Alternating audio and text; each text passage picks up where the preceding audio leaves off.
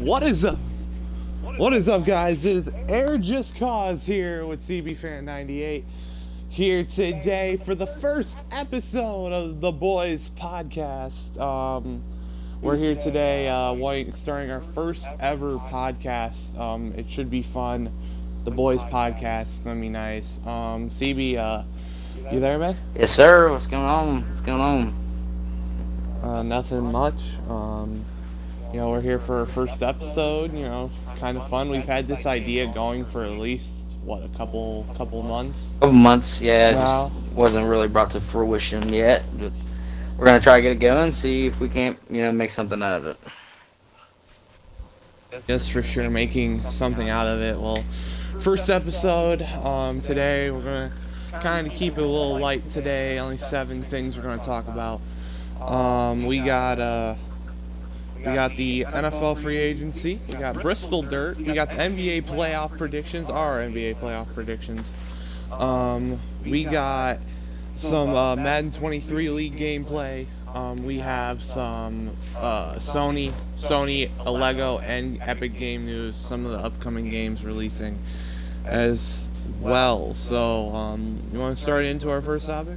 Yeah. So we're gonna be talking about the Bristol Dirt truck race today, and then we got the Cup race tomorrow. Look forward to seeing how everything kind of changes throughout last year to this year with the new car for Cup, and then trucks. See how we got some Cup guys that are gonna be racing in the truck races. What is it? 4 o'clock, right? Today, 4 o'clock, I believe. The heats are at 4. 4. Okay, the heats are at 4 Yeah, o'clock. the heats are at 4. The race is at 8. Okay. Well, I mean, might as well just go ahead and get started and see who we think's gonna win. I'll start off with mine. I believe Chandler Smith is gonna win the truck race. Um, I think he has really proven that he's the best driver at KBM right now. Obviously, besides Kyle when Kyle races, but and then the Cup race, I believe it's going to be Daniel Suarez. Ran there well last year. That team Trackhouse has really made a big stride into getting better and being faster. So I think he can put it together and get a W this weekend. Yeah, yes, indeed. Can't wait for the truck race tonight. I had Stuart Friesen winning the Bristol Dirt race. I took a little bit more of the dirt experience. He is a dirt track racer. He did very well at Eldora a couple years ago. He's always been good at Eldora, but these dirt tracks seems like is his place. He needs something to get back on track, especially after not having the best season. He went winless last season, and I think he went winless the season before. So, he needs something to get back on track, and I think definitely Dirt Bristol should be the race that gets him back on track. But, I think it's good for him that we're going to a dirt track this week. And then of course, you also gotta go look at my Cup winner, Daniel Suarez. Daniel Suarez is did really good there last year. Or actually, no, you picked Daniel. You picked Daniel Suarez last year that did good. I picked Ricky Stenhouse Jr., who finished second in the race last season. He ran really well up front. He was about top 5-ish all day long last season. And with another guy that likes going short tracks, and also dirt tracks as well. Daniel Suarez is going to be a guy that really shines, or with Ricky Stenhouse Jr. that's really going to shine as well. So I completely agree with you. Ricky definitely has shown that he can run well at short tracks. He's not really that great when it comes to more of the mile and a halves, but he is also good at the super speedways and everything. But another guy I'd like to talk about who actually ran well and was really good in practice yesterday is Tyler Reddick. Reddick really surprised me yesterday. I really didn't see him too much as a dirt track racer, but it looks like that A car's got speed. Looks like they got something figured out. And then another person that really it comes to be expected from him, but Kyle Busch. I really think Kyle Busch has a chance to win this weekend as well. Uh, Kyle is good just about everywhere we go. and you know, dirt isn't really particular something that Kyle's been very strong at. Last year, we know he was leading. Had a lot of dirt on the grill, had to come down because he was overheating, everything like that, and never really kind of recovered from that. But those are two more people I think we could really expect to have really good runs, if not having a chance to win tomorrow. Yeah, another topic we gotta talk about for this dirt race is that it's going to be at night this year. And what I'm hearing is that it's going to change the track a little bit from what it was in day. So that's also going to be another factor. Also, next gen car. Looked like the next gen car did run well there in practice. I think we gotta watch the heat races tonight, which the heat races for Cup will be after the heat races for trucks. So we gotta kind of look out your eye on that tonight, because the next gen, like we said, it's the next gen car and everything. I know practice, I think Chase Elliott spun twice. I know some other cars spun a couple times, but I just think tonight should be a kind of a landmark of what's going to happen, and then see what goes on, because right now everybody's saying it's an experiment. Right now they're not really gonna go and race here forever and ever. It might be a couple year experiment thing, just like how Dirt Bristol did early in the days when they were doing sprint car. But I just think right now, I think last year's race was good, and I hope this year's race is good as well. Totally back you 100% there. Another guy that did kind of have a problem yesterday in practice was Chase Elliott. I noticed he spun out, I think, like 3 or 4 different times. It's going to be hard for these guys to kind of gauge how hard you can push the car and how far you can push your car. And even in the trucks, you got guys that are really aggressive. Mix those in with some guys that got a little bit of, experience, stuff like that. It's going to be really fun to watch tonight, I think. The heats are definitely going to be a preview of what's to come in the races, and show these guys what they can do and what they can't do, as far as pushing their car to the next limit to try to win the race and everything. So I think look to see them guys that do run kind of aggressive to be up front early on. You guys like Ross. I think Logano's in the truck race, right? Correct, I believe. Yeah. He should be up there running well. So just I think it's gonna be good racing tonight and tomorrow. Just to kind of gauge of what we can do with the new cars, to see if this track is gonna be something that we can continue to go to in the future.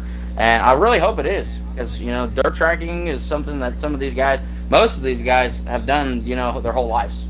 Everything. So, for them to come back to their roots and everything like that gauges that NASCAR is willing to, change up and not have to have the traditional, tracks that we go to every year, and be traditional. They can step out of their comfort zone and try something different. Yeah, and I'm also gotta watch out for tonight's race. Austin Dillon is somebody. He won the first ever Eldora race, which was the first ever time trucks got back on dirt. So, he's out there Bristol tonight. So, watch out for him as well, because he's definitely going to be a factor in the race, I think, for sure tonight. Now he will have to. I believe he will have to start at the rear of his heat, because he crashed in practice yesterday, and he had to go to a backup truck. So I'm not sure about how everything's gonna go with that, but I just happened to see that this morning on Twitter. So yeah, that's going to be a little bit fun tonight as well. But definitely should be a good race tonight. I think I'm hoping for a good race. Trucks deliver. It might be a little bit of a crash fest. So it is dirt though. That's what ended up happening. It does end up being a kind of a crash fest. But it's as long as you have good racing in between those crashes, I think we should be fine tonight. For sure. Yes, for sure, indeed. As that is our Dirt Bristol predictions. He has Chandler Smith, Daniel Suarez. I have Stenhouse and Stuart Friesen tonight. So remember, truck races tonight at 8 on FS1, I think, and then the Dirt Bristol race is going to be on FS1, I think, as well, or Fox tomorrow at 7. So that should be a good one. Good races right there. Make sure you guys go watch those if you're a nice NASCAR fan. Now, let's go ahead and go into our next subject here for podcast. NFL free agency. Free agency technically is still going on. It's not really closed or anything, but we're kind of like into the back half of free agency right now, and we got everyone's grades for the free agency that we have thought. So we've kind of thought this out a little bit here for grades and everything for each team with their additions and losses. So let's get into it here. As let's start off with the Arizona Cardinals. Arizona. Now we both gave them a C grade. They did re-sign James Conner. They did re-sign Zach Ertz. They got Will Hernandez, but they lost Christian Kirk, Chandler Jones, and Chase Edmonds. We both gave them a C. I gave them a C because I thought it was a matte offseason. I didn't think they gained anything, but I didn't think. Well, they lost one big piece. I think Chandler Jones is a big loss, but I thought it wasn't really that big of an offseason for Arizona. I totally agree with you. I thought Arizona would have tried to do more in building that defense, and they just really didn't. The loss of Christian Kirk was not that big in my opinion, just for the simple fact that if I was the Cardinals, I'm not paying him $72 million, which I think it goes up to 82 with some incentives and stuff like that. I'm not paying him that money because he's going to be a third option at wide receiver for me. I commend Christian Kirk on getting his bag, going to Jacksonville. I think it could be, a good option for him, just because, Jacksonville has not historically been great at that position. So, I totally agree with him going to find where he could get the most money.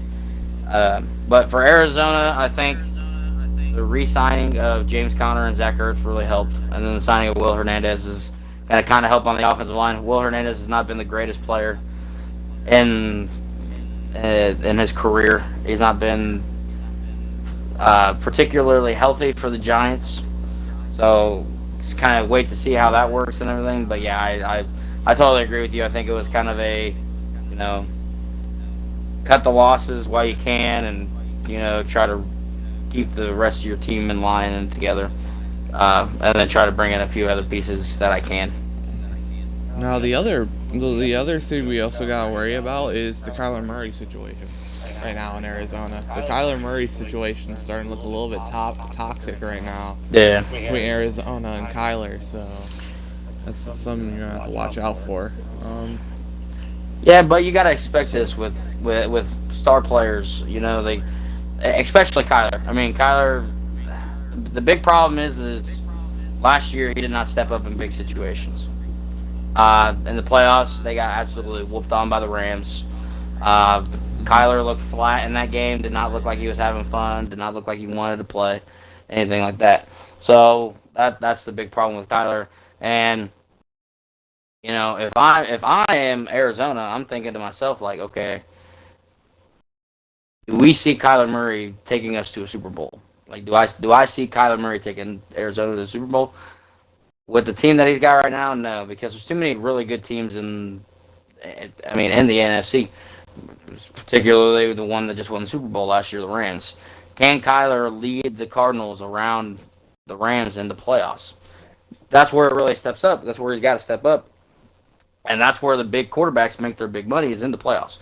I think particularly if Kyler Murray was to leave, and if they didn't re-sign him. A team I'd like to see him in is, either the two teams that I could see him going to is the Falcons and the Seahawks. Those are two teams that I could see trading for him if he does become available, which we've seen it time and time again. especially with your guys' new quarterback, the Browns' new quarterback, Deshaun Watson. Deshaun Watson became available because he didn't want to play for the Texans, not because of a money situation like Kyler, but you know, Kyler could get disgruntled, everything like that could set out, and they could look to trade him just to get him out or whatever. So uh, if that does end up happening, I could see two teams trying to get him as Seattle and Atlanta. Those are two teams I could definitely see trying to trade for a young quarterback who, Kyler's got all the talent in the world. Don't get me wrong, but you know, I'm questioning his character. You know what I mean? Uh, just trying, Yeah. just trying to help him gauge of what kind of quarterback he's going to be. Uh, I think for sure he was definitely number one pick worthy. Uh, but right now it just looks like he's worried more about the money than playing football. Uh, which we've seen out of number one overall picks. It happens, but I hope he does stay in Arizona because Arizona seems like a very good fit for him. Um, it's hard to kind of gauge what's going to happen, and we'll keep an eye out on what's going on and everything like that, and we'll keep updating on the situation and all that, and we'll just have to see what happens, I guess. Yeah, I think it's Arizona. I remember they were one of the most hyped teams when they got DeAndre Hopkins, and everything, and it just I guess J.J. didn't really Watt. pan out well. Oh yeah, T.J. Watt, No, or J.J. J.J. Watt, my Yeah. bad, J.J. But I'm just gonna say this now. I think Arizona is gonna have a rocky season this year. If the Kyler situation still goes on, it's gonna be a really rocky situation up there in Arizona. But back to the additions and losses. I thought the James Conner re-sign was good. I thought the Zach Ertz re-signing was good. Will Hernandez. I mean, their offensive line. It's better than what was a couple years ago. We all remember when Kyler Murray was scrambling for his life in the backfield. Oh yeah, rookie year. But yeah, his rookie year. But it's better. So Arizona situation's kind of rocky right now. But we'll see where they go from there. Let's go on to Atlanta. This is where Atlanta additions: Marcus Mariota, Casey Hayward, and the re-signing of Cordero Patterson, but did lost Forsyth Luacan, Matt Ryan in the blockbuster trade with the Colts, and Russell Gage this offseason, and also Calvin Ridley's gambling debt. So, Dallas, you gave them a D. I gave them a C. Atlanta didn't have the best offseason, but they also didn't have the greatest offseason. Yeah. Atlanta's kind of like that. They're kind of like they're like an oatmeal raisin cookie. Nobody likes them. Nobody likes them at all. But they got fans. They got fans, but nobody likes them outside of their fans. Um, I thought the trade for Matt Ryan, trading Matt Ryan was kind of a like escape kind of. I mean they're still paying him like $50 million or something like that. Like that's how much they owe him left. Signing Mariota was stupid in my opinion. I don't know why you'd sign a backup. I mean I understand Mariota's got some playing time as a starter, but I thought you should just draft a quarterback in the draft. You know, bring him up, let him play, get him in the offense, stuff like that. I really liked the Cordero Patterson re-signing. I thought he was easily their second best option on the offense last year, behind obviously Kyle Pitts. Um, the Calvin Ridley situation, I don't even want to get into that right now. Uh, the biggest loss I think they had was Forsyth Luacan. Led the league in tackles last year. You're gonna really miss that. They didn't.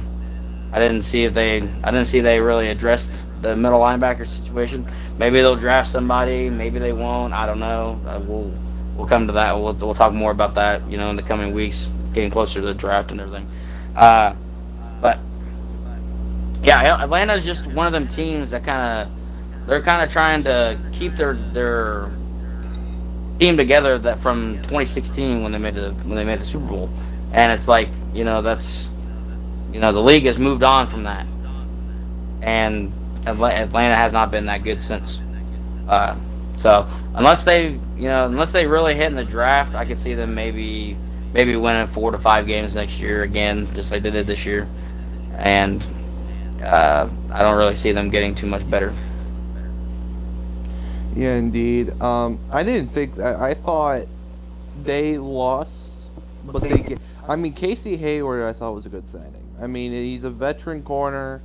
He's gonna help AJ Terrell a little bit out. I mean, it's gonna be good. Cordero Patterson was clearly the best person on their offense last year.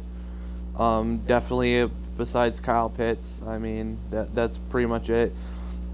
When they traded Matt Ryan, I was okay with it, only on the fact that Ryan was getting old and he was and Atlanta and Matt were not going to win playoff games or titles anymore with what they had.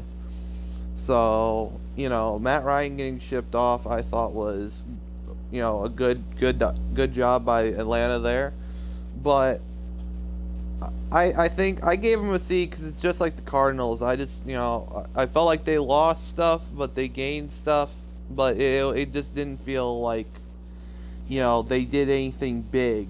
They didn't make any big moves, especially addition wise. They didn't really make big moves this off season. I Totally agree. mean, Totally agree with you. yeah. I just didn't feel like they made really any moves. So, let's go on to the next team. So we got the Carolina Panthers. We both gave them the same grade of a B minus. Additions: re-signed Dante Jackson, got Austin Corbett for the offensive line, Matthew Ioannidis for that defensive line, Rashard Higgins, and Johnny Hecker. The only loss, surprisingly, the only big loss for Carolina was Hassan Reddick. They had a really good offseason here, Dallas. They had a really good offseason. I totally agree. I thought going into this, Carolina was going to look more maybe to the offensive side of the ball than the defensive side of the ball, which they did. They did both, and I think that Hassan Reddick loss is going to prove to be kind of big for them later. Later in the season, this coming up season, later in the season, I think that'll kind of show as a big loss. But um, they got number 6 in the draft this year. They definitely could draft somebody to replace Hassan Reddick and make an immediate impact on that defense if they wanted to. Yeah. I think that Austin Corbett signing was really good to help vitalize that offensive line. He's young. I think he's under 20. I think he's like 27, maybe 28. But yeah, he's young guy. They compare him with what is his name? Greg Moton, or Moton, or whatever his name is. Uh, and they still got everybody else on their offense. They didn't lose anybody. I mean, they still got McCaffrey, Robbie Anderson, the God, what is his name? I forgot his name. Anyway, on the defensive side of DJ the ball, Moore. yeah, DJ Moore. Yeah. And then on the defensive side of the ball, the only person they lost, I mean, other than Hassan Reddick, was we just learned yesterday that Stephon Gilmore was headed, to the AFC, back to the AFC, going to the Colts. I still think they're good at corner. I think their secondary's pretty dang good, and I mean I just feel that's why I gave him a B minus. If they would have been able to kept Stephon Gilmore, I think I'd have given him an A minus. Just because I mean they brought in a lot compared to what they lost. Yeah, they didn't like the Sunrex going to be a big loss, but like you said, the draft is so open for edge rushers this year. It's just really good. If you're looking for a good edge rusher in the draft, I think you got at least 4, 5, 6 edge rushers going in the first round. Same with wide receivers. It's going to be a wide receiver heavy draft this year with D line. And it's absolutely just going to be an absolute first rounder. Might be just wide receivers and D linemen, but a couple of quarterbacks this year. But Carolina, the addition of Rashard Higgins when he was, he's a really good receiver. He'll probably be going third. He'll probably be sitting behind Robbie Anderson, in that third wide receiver slot. But Matthew Ioannidis is good. Johnny Hecker is pretty much underrated because he's the best punter in the league. So that was a good signing by them. It's always good to have the best punter in the league because you can get the other team on bad field position after a punt. Yeah. As long as you don't give the other team great field position, it's good, and that's what the punter's for. For sure. So that's really good for Carolina, and then Austin Corbett should help the line out, but they still got kind of concerns at quarterback, but. They'll probably address those when either draft comes or when somebody gets available. That's up in the air right now. I mean, they could definitely draft a quarterback at 6. I mean, we think, Yeah. Malik Willis. We got Malik Willis in this draft. We got Desmond Ritter. We got Kenny Pickett. You got Matt Corral. You got a bunch of guys that, teams that need a quarterback, they could reach. We've seen it happen before. Don't know. Don't know. In my opinion, I think Malik Willis is the best quarterback in this draft class. A lot of people are now getting high on Desmond Ritter. A lot of people are falling off on Kenny Pickett. Matt Corral has been about where he's been at. So, I mean, plus, there's about, 2 more teams in the top 6 that need a quarterback, that could draft a quarterback. I think it's very unlikely that a quarterback goes in the top 5, especially this draft class.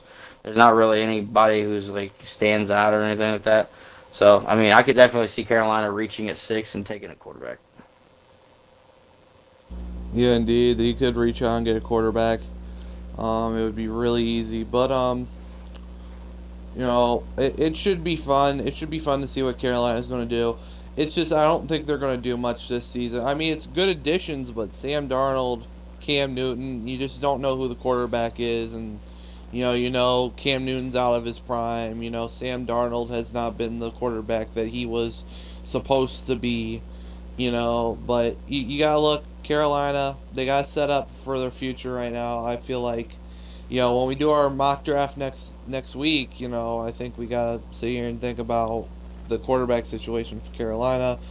Because I think the defense is fine. I mean, they just got a defensive lineman, lost the defensive lineman. You can draft a defensive lineman. But also, we're forgetting Jeremy Chin's in that secondary still. Dante Jackson with the re-sign is good. I mean, you still got a pretty good, solid secondary out there. But Carolina, B minuses for both of us. Should be, it was a very good offseason for them. This offseason's still going on. They can still there's still some good free agents out there. Oh, yeah, for sure. How many? Odell's still out there. Yeah. You got Tyrann Mathieu. Clowney's still available. Yeah, Davion Clowney, who balled out last year for Cleveland. Tyrann Mathieu, who's, he's still under 30, so you could definitely get a few, probably 4 or 5 good years out of him. And that was one guy I was really high on coming into the free agency this year. I really thought a lot of teams out there that could have used him. I'm really surprised he's still available right now.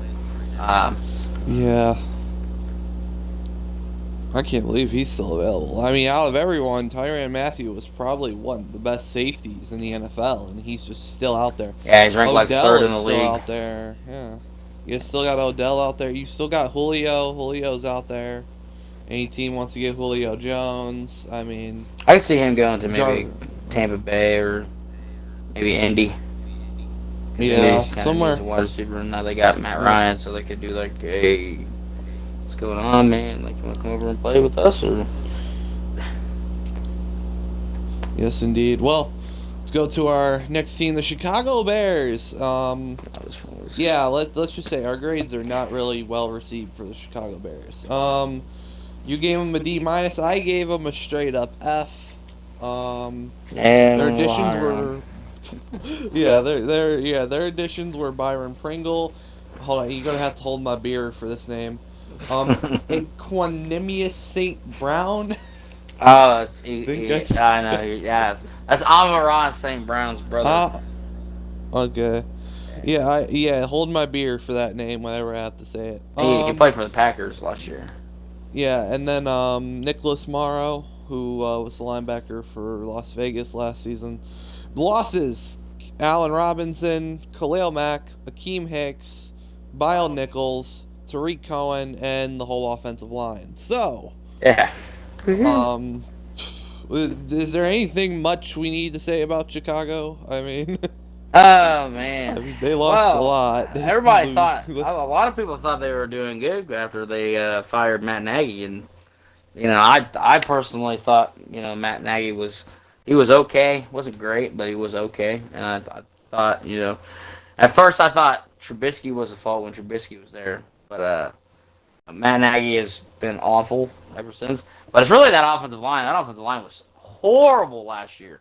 I don't know if you remember the game against when they played you guys. You guys had 9 sacks on Justin Fields. That was Justin We Fields' had first game. Miles Garrett had like 6 of those. Yeah. But no. Justin Fields got sacked 9 times in his very first game. First game in the NFL. First game starting for Chicago. Gets sacked 9 times. Like, don't you think that's okay? What you got there on the offensive line is pretty bad. Then you lose your starting left guard, James Daniels. He goes off. He goes to Pittsburgh. And I think they also lost a tackle, or they might have lost another guard or something like that. But yeah, no, your offensive line was already horrible. Why would you not re-sign a 24-year-old guard who was your best offensive lineman? Keep that in mind. Their best offensive lineman last year. And you don't re-sign him, and you don't bring him back, and then you don't think, okay, all right, well, the Allen Robinson thing was going to happen regardless, I think. He was not staying in Chicago. He was not happy in Chicago. That they were, the feeling was mutual, I think. Like, they both wanted, he wanted out, they wanted him gone, whatever. Well, I don't know if they really wanted him gone, but he wanted out for sure, 100%. We all know that. But Chicago's a lot like, I think Chicago is the new Cleveland. And let me start out by saying Cleveland has actually figured something out in the last 3 or 4 years. I know, shocker, right? It's very shocking, for sure. But I think Cleveland, or not Cleveland, but Chicago is the new Cleveland Browns. And by me saying that, I'm not saying that, they're going to go and win and lose fucking, be the next team to go winless in a season. I'm not saying that. But what I'm saying is the GM that they have and the GM, what's his name? Ryan Pace, I think is what his name is. He just does not know how to build a football team. That's just how it is. Now I hope it's the complete opposite, and what they're doing is getting everybody away from the team that was on the wrong side of the youth movement that they want to have, I guess, or whatever. I'm not 100% sure what they want to do, but yeah, Chicago's just, oh god, watching Chicago is like pulling teeth. That's just about how it is. I feel bad for all Chicago fans everywhere. Yeah, it's horrible. I feel very bad for Chicago fans. Yeah, indeed. Well, I gotta say this. The way it feels like, it felt like somebody hit the self-destruct button in Chicago. For sure. They just hit the self-destruct button. Was like, okay, well, we gotta fix the team somehow. So they just got rid of everything. I mean, everybody. It was like a free agency, like giveaway city out there in Chicago this year. I mean, Allen Robinson went somewhere else. Now, like Byron Pringle and St. Brown is the pretty good pickup, but I mean, Khalil Mack gone, Akeem Hicks gone, Bile Nichols gone. You got the whole old line gone. I mean, yeah, that Bile Nichols one was pretty hurtful too, because he was young. Yeah, I think he's like 26 or something like that. He was young, and he was really good. I thought he was a really good young D tackle. Good young guy on the D line. I think he could have been something. I think he went to the Raiders, if I'm not mistaken. Yeah, he did go to the Raiders. Yeah, he went to the Raiders, and that team is. Yeah, we'll get to them later, but Chicago just I agree with you. I think Chicago just felt like, okay, we need to blow up. We need to blow this up before we get too invested in this. And Yes. Justin Fields, I don't know what Justin Fields is thinking right now. Like, oh my God, dude, what the hell am I doing? Like, He has no protection. He's got yeah, no. pretty much. Are we planning on Justin Fields playing offensive line this year while throwing the football? I mean, he has to Yeah, what block he's for gonna have to do himself. is he's just gonna have to throw the ball in the air and run and catch it. That's just what he's gonna have to do. Because he ain't got Well, no he's not on receivers the either. Aaron Rodgers treatment. Well, he's got on the Aaron Rodgers treatment yet. Not yet. I mean, he I did get mean, Pringle and St. Brown. So. Pringle and St. Brown. So And they already had Darnell Mooney, so hopefully they can figure something out and they don't have to be the live. Hopefully they're not the laughing stock of the NFL. yeah. Right now that's Jacksonville. Yeah, right now that is Jacksonville. So, well, let's go on to the Dallas Cowboys. You gave them a B, I gave them a B minus or a C minus. The additions Dante Fowler Jr., Leighton Vander Esch re-signed. James Washington, Michael Gallup re-signed. Biggest losses though: Randy Gregory, Cedric Wilson, Lyle Collins, and Amari Cooper. Dallas, I don't know what Dallas was thinking this year. I really just don't understand what they were thinking. I think they were thinking, how are we gonna get the offense rolling? Because if you remember last year, a few games last year, especially in the playoffs, their offense looked stagnant, and it looked like Dak was kind of thrown off a little bit here or there with, the offensive line was not healthy. That was a big problem. I'll step in and say that. Now you lose Connor Williams and Lyle Collins, two of your offensive linemen that started for you last year. I don't know what they were thinking in that aspect. I agree with you on that one. That one was really, really, really, really stupid. I don't know why you let both of them walk. But losing Randy Gregory was big for that defensive line. Because now you got, DeMarcus Lawrence, who's like 32, 33 years old. He's not nearly the same pass rusher he was 4 or 5 years ago. You look at the secondary, you got one corner, Trayvon Diggs, who led the league in picks last year, I do believe. But he also gave up the most yards of any corner last year. So it's like you got to find that common ground. And I thought James Washington was a big signing for them. I thought Dante Fowler Jr. was a big signing for them. But I mean, really, other than that, if they would have been able to bring back Connor Williams and Lyle Collins, then they would have got a Navy. Just because they lost them two people. I mean, what else are they going to do for offensive linemen? That's just it's Dallas is one of them teams who, they'll always get stars to come play for them, and they'll always get players to come play for them because it's Dallas. Everybody, it's like New England or the teams like that, or even like even Kansas City now, stuff like guys like that. They want to go play with the guys, stuff like that. But for them to lose two big offensive linemen like that, and the Randy Gregory signing kind of, I don't know why they didn't pay him. I don't get it.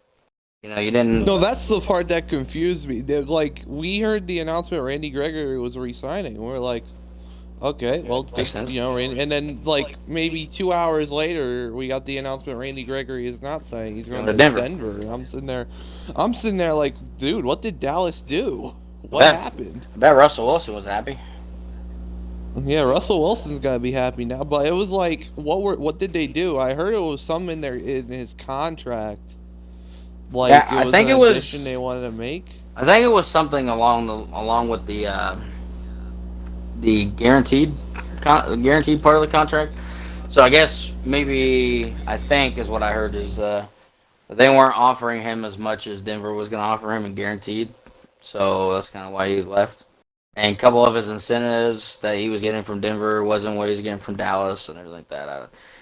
Plus, I think, if I'm Randy Gregory and I'm thinking about it, I think I got a better chance to go win a Super Bowl with Denver because Wilson's once they got Russell Wilson, Denver's easily a playoff team. They might be a contending team in the AFC now. It's very, that's a very good, a good outlook on things. So Randy Gregory might have thought, oh well, hey, if I go to Denver, then I have a better chance of winning a Super Bowl or a better chance of making the Super Bowl than I do in Dallas, because Dallas is now out of the last 4 years since out of the last 6 years, my bad, sorry. How many times has Dallas been to the Super Bowl since they've had Zeke and Dak, and Dak just got paid, but they haven't even been close to a Super Bowl in the last 6 years after drafting them. They had what was it? 2016 was their best year, their rookie year. Last year they looked like, oh yeah, we're gonna go in here, we're gonna be really good playoff team, and they get beat in the first round to the Niners, team that they should have smacked them and went on to play. They would probably have played. I don't think they wouldn't have played Green Bay. They'd have played Tampa. I think they would play Tampa, but but no, it's crazy. Yeah, it's great. I think Dallas's biggest problem is Zeke right now. Zeke got paid that big contract, and Zeke has not looked like Zeke since. Okay?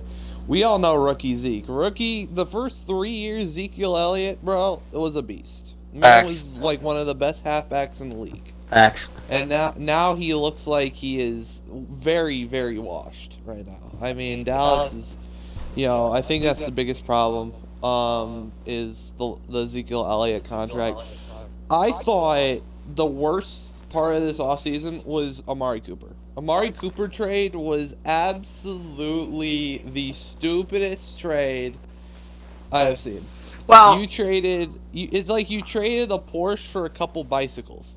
A fifth and a sixth. I would say trading Amari was smart in their aspect, but trading him for what they did was not right. Yeah. They traded a Porsche for a couple bicycles, bro. That is just... as a Browns fan, I'm pretty sure. I'm happy. I'd be sure you were happy, yeah.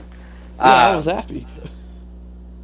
But with Dallas, it was like, okay, because they had signed Amari to a big deal too once they traded for him. And I think he was coming into the last year of his contract extension that he got. So it was like, okay, maybe they think that CeeDee Lamb's better and Michael Gallup's better, and maybe they didn't really think Amari was, was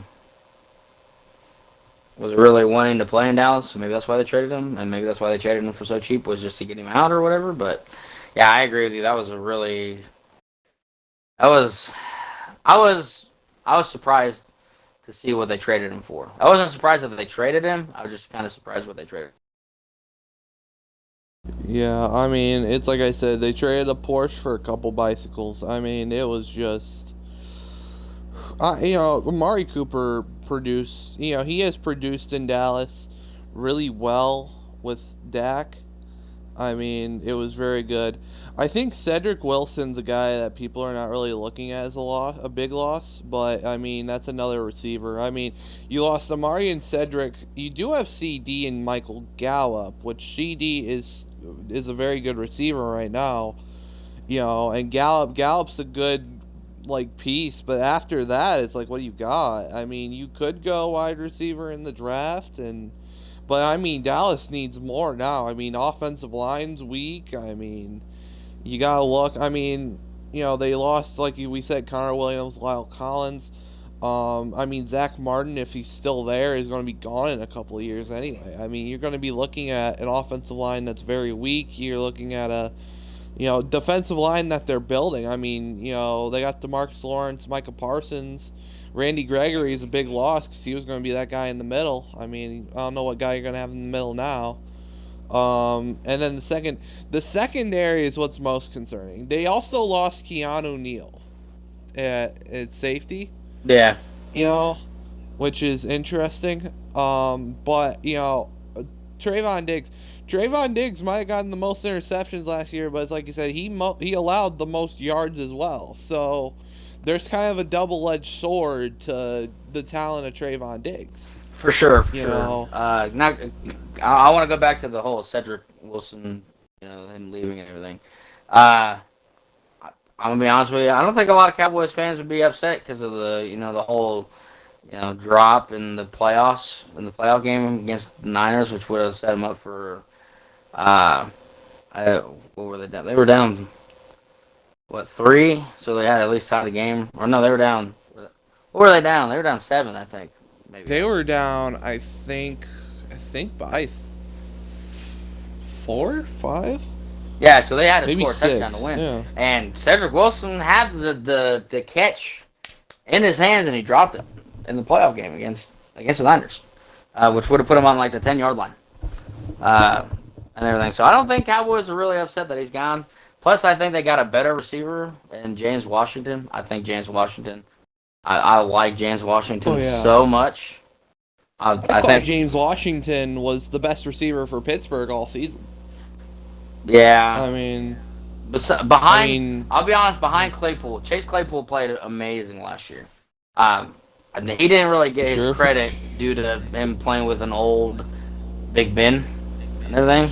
But yeah, Chase Claypool made some big time catches last year. He made big time catches. How he progresses this year with Trubisky. I think if they can get things going early on, then I think he could be one of the top 10, top 15 receivers in the league. In my opinion, I think he could definitely be. Yeah, indeed. But Dallas's offseason had a very for me it was very for you it was kind of okay. They did a little they did a little bit okay, but it's it was Dallas's offseason. But let's go on to Detroit. Detroit, we both gave them C+. They didn't really do much. The biggest addition was DJ Chark. Their biggest loss was Kadera Hodge, which DJ Chark replaces Kadera Hodge by a mile. But it's like Detroit didn't do much. And I think it's smart because you want to save that cap space. Yeah. You want to save that cap space for next season, which it's a very smart move not doing much this season. They're going to do a lot through the draft. I mean, that's the one big thing when they're going to do a lot through the draft. But, but they're saving that cap for, I think, next year or, 2 years from now. Because we all know Detroit's just rebuilding. Oh, yeah. Detroit's just really rebuilding. For sure. And this is another team I could see definitely, maybe not at number 2, but they do have 32, could take a quarterback. I actually, in my first mock draft that I did myself, I had them taking Matt Corral at number 32. I have since changed that, and I think it's Kenny Pickett now because I think Kenny Pickett will fall outside. If he doesn't fall outside the top, or if he doesn't fall outside the top 16, because you got the Saints picking in there, so if they don't draft him, then I could see him falling to 32 or even outside of the top, the first round or whatever. But the Lions are really set up pretty good here because you still got Goff, which Goff didn't play too bad last year. I thought personally the Lions were probably one of the best. What do they have? 2 wins? They had 2 wins last year. They had 2. I think they had 2 or 3 because Jacksonville I think had like 3 wins last year. But as well. Well, the Lions were the best 3-win team I've ever seen in my life.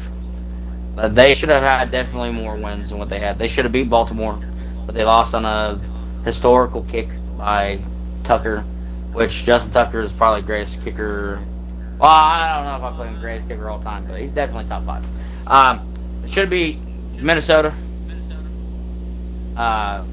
Both games they should have beat Minnesota. They beat Minnesota the second time, but they lost them the first game. Goff had his moments where he played bad, but he did not play bad the whole season. So if you want to take a chance on Goff and keep Goff and whatever, then you have 2 picks in the first round that could help build, around Goff if you wanted to build around Goff. But you could also take the chance at a quarterback, have him play behind Goff for a year or two, whatever. You could get rid of Goff, release him, whatever, and then start your quarterback, which I think is the most viable situation for the Detroit Lions, in my opinion. I think keep Goff for another couple. Goff, we're sitting here like Goff, did bad. Like, yeah, he did bad, but it's like, what do you expect? It's Detroit. I mean, they weren't like he has nobody to throw it to except for T.J. Hawkins. I mean, that's really it. I mean, St. Brown's a good, he's okay, but he's not the number one on the team, but he can get some. But I mean, he has no weapons and also barely an offensive line. I mean, except for Penil Sewell, on that. Right tackle, side, left side line? Yeah, right tackle. Right tackle. There's nothing really else. I mean, and then they don't really have a defense to really, hold people. I mean, their most impressive game was against Arizona, where they just absolutely destroyed Arizona. Yeah, they dog walked Arizona. That was embarrassing for Arizona. But it's like we say. I mean, I think Jared Goff. And we look back, Jared Goff was a good quarterback at one time. You just gotta get the right system under him, the right players. Exactly. He can be a really good quarterback. Agreed. I would say, I'd say Goff can be. I'm not gonna say Goff's gonna be elite because I don't think he'll ever be elite. But he could definitely be a very, very good starter. He could be like an Alex Smith or something like that. If he could just try to be a game manager. And that's really what teams look for in quarterbacks. Obviously, you want your guy, you want your Aaron Rodgers, you want your Patrick Mahomes, you want your Josh Allens, you want guys like that, obviously. But for teams to win, you just need a quarterback to manage games. And I think Jared Goff can do that. It's just, like you said, he's just got to be in the right system to do it. And, the Lions can, I think if they can get an offensive line, get them another couple of targets on offense, and they can build that defense, I think, things could definitely turn around for them. And it's just they got to be willing to, double down on Goff and to really, sit back and think if this is what they want. Yeah, indeed. Well, like we said, Detroit rebuilding. It's what their system is currently right now. Sure. Let's go to their rival team, Green Bay. Well, Green Bay did not have a great offseason. They definitely did not have a great offseason. You gave them a D+, I gave them a D-. Biggest additions, they re-signed Russell Douglas, they re-signed Aaron Rodgers, they re-signed Robert Tonyan, and also they added Sammy Watkins to the wide receiving core. Yeah. But they did lose Devontae Adams, Zadarius Smith, Marquez Vantez Scanling, Billy Turner, and I'll hold my beer again for this name, Equanimous St. Brown. Hold my beer. Hold on. Hold my beer. Hold my beer. I need to pronounce this. Hold on. But, that was their biggest losses. This year, Green Bay, I don't know what to say about Green Bay. I mean, Aaron Rodgers, of course, generational quarterback. Oh, Definitely one of the best throwers of the football. But can he be the most generational wide receiver? Because you have no wide receivers whatsoever now. Because you just lost at least 2 of your best wide receivers. Like, who is he supposed to throw it to now? They got 2 first-round picks. Oh, yeah, they do. So they definitely, they could draft a wide receiver. They could trade up and draft a wide receiver. And I think they could even stay there and get a wide receiver because if you look at this draft class, dude, this draft class is loaded with defensive players. Holy crap. This is probably the most defensive-heavy draft class I've seen since what was it, 2019, 2019 maybe. Yeah. And oh my gosh, the only problem is not only do they need wide receivers, they also need help on the offensive line now because they lost what Billy Turner. Yeah, Billy Turner was the Um, only loss on on the O line, exactly. but Zadarius Smith was another big loss. I mean, that's Oh a yeah, for passer. sure, for sure. Like, I mean, yeah, it was their second best pass rusher last year, behind obviously his brother. I think his brother, Preston Smith. I think is his brother. yeah, I think they're brothers. But yeah, I think they uh, are. Zadarius Smith was like that loss hurt them big time for sure. Um, And it's the and fact that he went to a rival team too. yeah, he went He to went to another team Minnesota. in the division. Yeah, Like everybody thought he was going to Baltimore. It was like the same thing. Same thing with Zadarius Smith. Randy Gregory is what happened with Zadarius Smith. He had committed to one team. He said he was going to the Ravens. Everybody thought he was going to sign with the Ravens, and he left, or he didn't leave, but he was like, you know what? Actually, I'm going to sign with the Minnesota Vikings. And I think that caught everybody off guard. And I think Zadarius Smith did it on purpose to make Green Bay regret what they did and release him. So, I mean, we'll see. We'll see eventually. See what happens on down the road. But yeah, Green Bay just didn't do anything. I mean, a terrible, other than trading terrible Devontae offseason. Adams. I mean, that was about it. And I mean, they could have at least tried to get a player instead of all of Yeah, them draft picks. Which, yeah. Well, they got Sammy Watkins, boys. That's the Devontae Adams replacement. oh my, that's Yep. yeah. The 34, 33-year-old Sammy Watkins is gonna go out there and burn coverage, bro. Yeah, for sure. Well, that's kind of a rep for Green Bay, though. I I mean, just didn't. I that's just huge. want to know where their head was at with the whole trading Devontae Adams I thing. mean, I know they I didn't. They were prepared to offer him the same contract, literally the same exact contract that he got from the Raiders. They were like, you know what, we will give you that contract. And Devontae Adams just said, you know what, I just don't want to play for you guys anymore. And it's like I seen something on Twitter the other day said that Devontae Adams really chose Derek Carr over Aaron Rodgers. And I don't really think it was that. It was just a simple fact that the Green Bay Packers they're just not gonna do anything in the playoffs. And that's just kind of where that leads. They don't really take chances, you know what I mean? When they played the Niners last year, they did not take any chances. They were up by 10. They were up 10 nothing. yeah, Pretty much the entire game. And they did not take any chances to try to win that game. And then they ended up losing. I was like, that's another team I feel for. That's another NFC North team I feel for. Is Green Bay. Is just because it seems like their front office does not love their fans. That's just kind of what it seems like.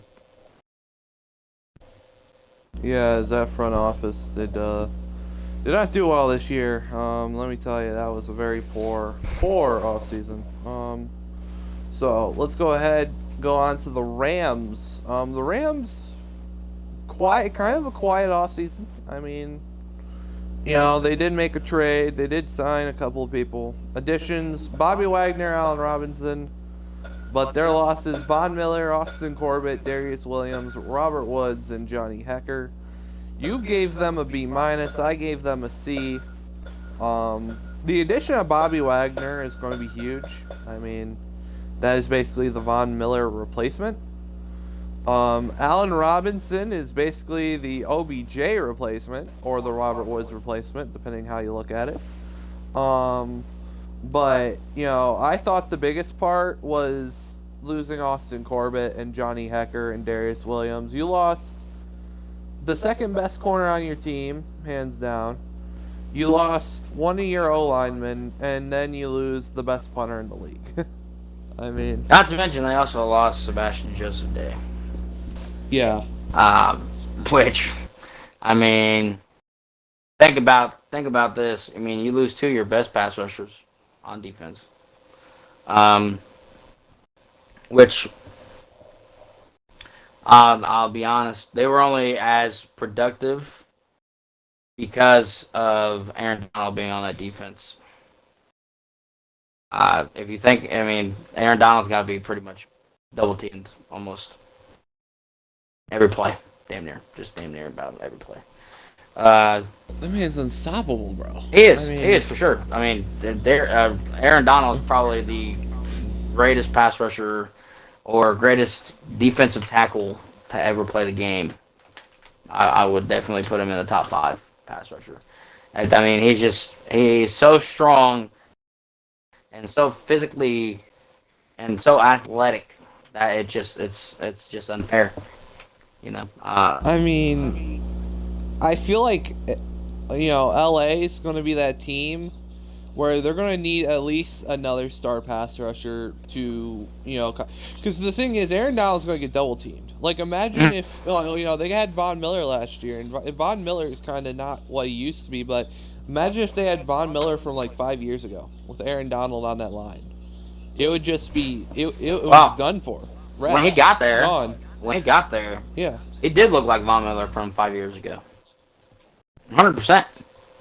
And that's because Aaron Donald commands so much attention that, I mean, everybody else is going to thrive because, if they're not paying attention to you, then, you can just go in there and fucking hit anybody. See what I'm saying? So, with the loss of those two, now teams are going to be like, okay, yeah, all right, well, now we ain't got to worry about these guys, so all we got to do is worry about Aaron Donald, and that's it. And I think that's kind of where the problem is with that. And then, like you said, on the offensive line, Austin Corbett, losing him was very detrimental to that offensive line because the offensive line wasn't particularly great last year. I thought there was a few games where they did not play well, particularly in the playoffs against the Niners, in my opinion. They couldn't run the football at all against the Niners, but I will say one thing: the Niners had a fantastic defensive line last year. Oh my God, we'll talk about them later. But anyway, I gave the Rams a B- just for the simple fact that I thought bringing in Bobby Wagner was the biggest thing that they had. And he's going to help that defense in a lot of different ways. So that's why I gave them a B-. Yeah, definitely. I gave them a C because I felt like, the losses that they have and what they brought in, I thought it was very neutral. They still have a chance to sign OBJ. I mean, they have a chance to, I think OBJ's not because when I saw on Twitter when they signed Allen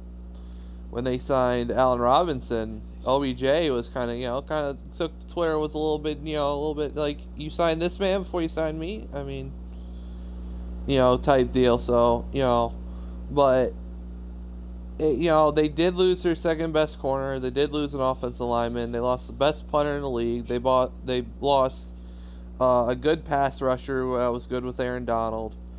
I mean, it was a very neutral free agency, in my opinion, for the Rams. Very neutral. I'm very neutral on it.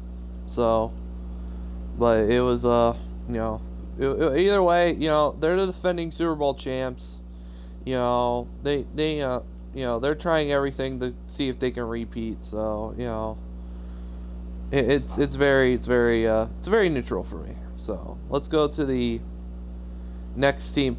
The next two teams we both just outstandingly agreed on. I don't know how we came up with the same grade for both, but Minnesota and New Orleans, we gave Minnesota a B+. We gave New Orleans a C-. Starting with Minnesota, Zarius Smith, you re-signed Kirk Cousins, you re-signed Patrick Peterson, you only lost Xavier Woods and Tyler Conklin. And then with New Orleans re-signing Winston, adding Marcus May, Daniel Sorensen's not the biggest addition, but yeah, you man lost can't play Teron defense. Armstead.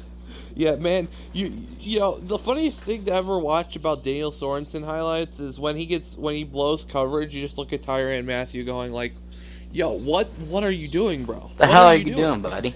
What are you doing, man? Like what's going on? Now, You need help?" I'd like to start with the Minnesota Vikings here, and say I thought their offseason was fantastic. Um, dude, their team's gonna be good this year. I got them winning their division. I'll just say that out right now. I got Minnesota winning the NFC North this year. Just because they pretty much kept their team intact and added a few more pieces. I don't really think the Xavier Woods loss was that big, in my opinion.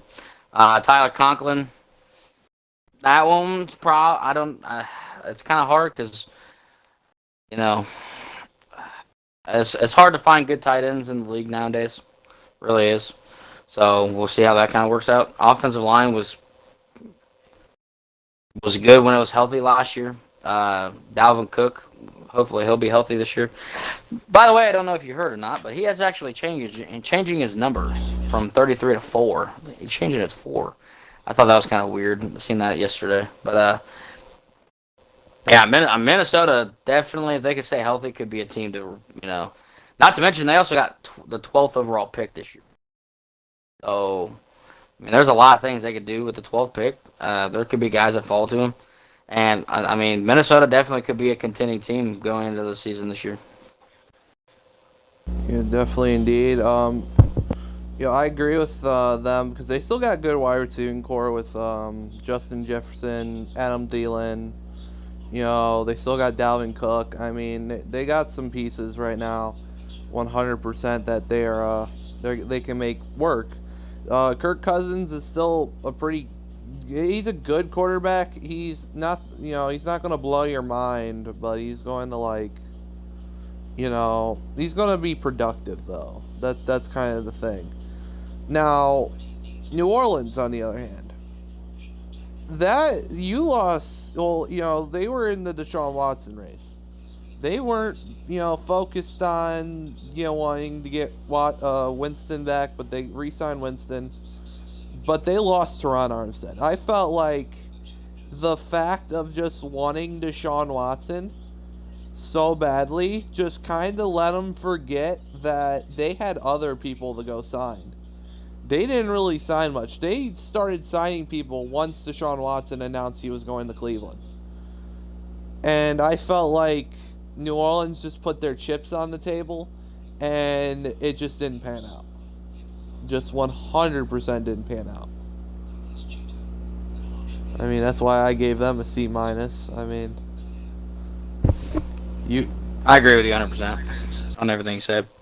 I thought going into this free agency, their biggest thing was to keep Teron Armstead to help to make sure their offensive line was solidified.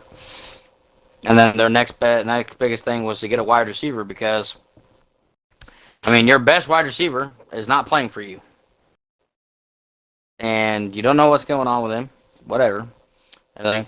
Not to mention, now, me being a Jets fan, yeah, I love Marcus May, obviously.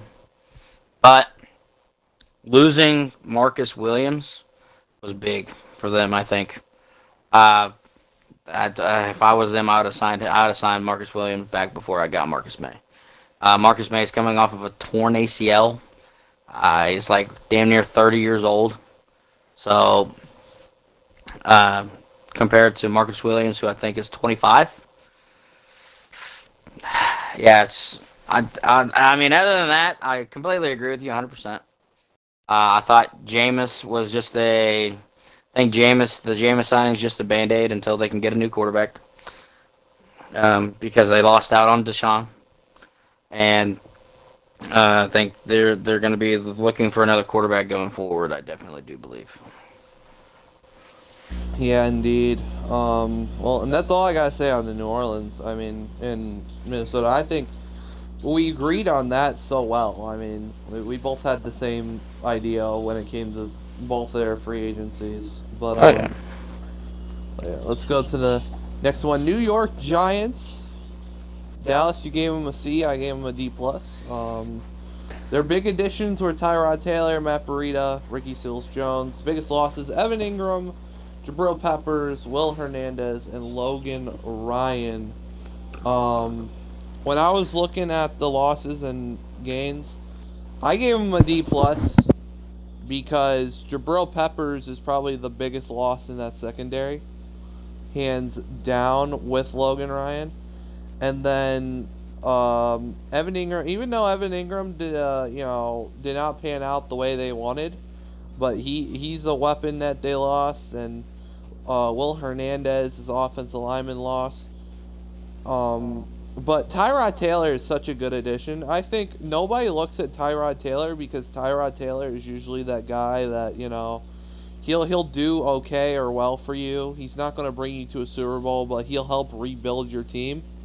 I mean, you've seen him the last couple years. He was on Cleveland, and Cleveland's ended up building a good team now. He was on the Chargers, and now the Chargers have rebuilt. Well, he was on Buffalo, and look what Buffalo's done. Buffalo has, rebuilt well.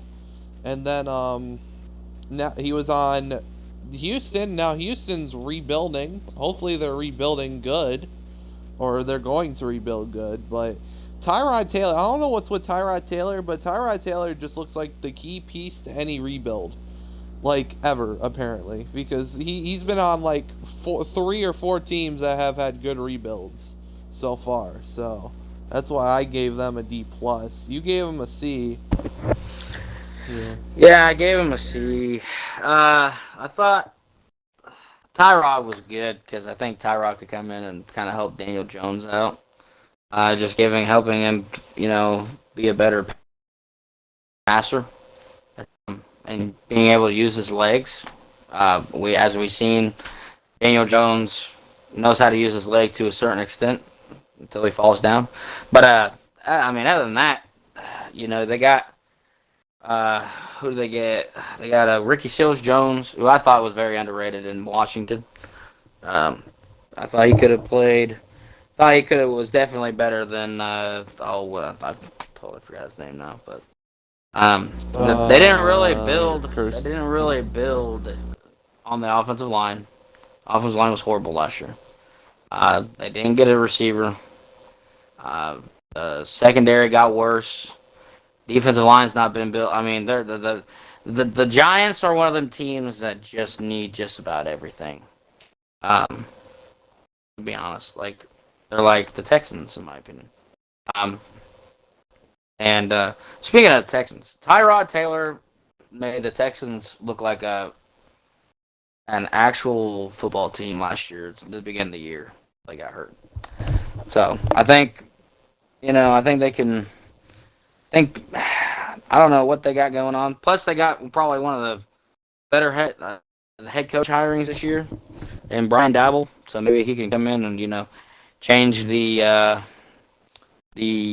atmosphere in New York for the Giants. But yeah, I gave him a C plus, C minus, whatever.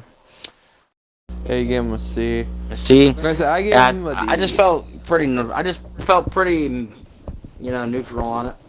I don't really think they lost too much. I don't really think they gained too much. The whole Logan Ryan thing was kind of weird for me because Logan Ryan played for my Jets at one point, and he was bad. He wasn't good. Logan Ryan, no. And then what was Jabril Peppers left too? Yeah. He went to New England. I mean, he wasn't over the top safety either. So, yeah, that's why I gave him a C. Yeah. Well, let's go on to Philly, because Philly, in my opinion, I thought Philly had one of the most underrated off seasons this year. I mean, they bolstered the D-line, their additions, Hassan Reddick. They re-signed Derek Barnett. They re-signed Fletcher Cox. They got Kazir White, and they re-signed Boston Scott. They did lose Jannard Avery, Alex Singleton, and Rodney McLeod. but I gave them a B minus. You gave them a C plus. I thought they had a pretty solid offseason. I mean, Hassan Reddick's going to be a big addition to that D line. Derek Barnett is a pretty solid rusher, and then of course Fletcher Cox is going to clog the middle. I mean, but I thought it was a pretty solid offseason for Philadelphia. I agree to an extent. I did not like the Fletcher Cox re-signing, just because he's on kind of getting old. I thought they could have said, you know what, we're not going to re-sign you. We're going to go ahead and let you walk, and we're just going to go ahead and draft your replacement in the draft. That guy being Trayvon Walker. Another thing I didn't really agree with was them letting Rodney McLeod walk, just because I thought Rodney McLeod was probably one of their best DBs last year, behind obviously Darius Slay. And then they really didn't get again, another team that's needed help on the offensive line. They didn't get anybody on the offensive line. They didn't sign anybody, any one of the top offensive linemen. And then receiver as well. They don't, I mean, behind Devontae Smith and I don't remember what his name is. But anyway, yeah. So that's why I gave him a C+. It was a little bit better than average. So that's why I just went ahead and gave him a C+. I gave a B minus because I thought Hassan Reddick was a big addition to that Eagles team. Really, I mean, they're gonna have a D line. I think Fletcher Cox might be old, but he can clog up that middle still pretty decently. I mean, Derek Barnett's underrated, and you have a rusher that can complement him, kind of like a complement him getting to the quarterback a little bit better. I mean, I thought it was. I just needed more offensive weapons. I mean, they just got Devonta Smith last season. I think they need a true halfback. I think Miles Sanders is not really that guy. Really. I think they just need another wide receiver. And maybe a couple people, they still have an O-line. I mean, they got Lane Johnson. They got, who else? They got Jason Kelsey. They got some other good pieces on that O-line. I mean, I think if I saw a little bit more offensive production this year in free agency, I thought would just bolster the grade up a little bit. But they just really didn't do much on the offensive side. But they attacked the defensive side well, I thought. I thought they attacked the defensive side really well. So, let's go on to the NFC West. The last two NFC West teams, San Francisco and Seattle. San Francisco's off season. Dallas you gave them a C plus. I gave them a C. The San Francisco's additions: Travarius Ward, Ray McLeod, Dante Johnson. Biggest losses: Lakin Tomlinson, Kawan Williams, and Reem Mostert. San Francisco. Right now, I think the biggest story is what they're going to do with Jimmy G and apparently Debo, because apparently Debo's not happy in San Francisco, or San Francisco's not happy with Debo. I don't know which one. I think he's looking for top wide receiver money right now. And then Jimmy G, we still don't know if he's getting traded, if he's leaving, getting cut, still want to be with the team. We don't know what Jimmy G's situation is right now. But, I thought it was a neutral offseason for San Francisco in general, though. I mean, it's very, very neutral.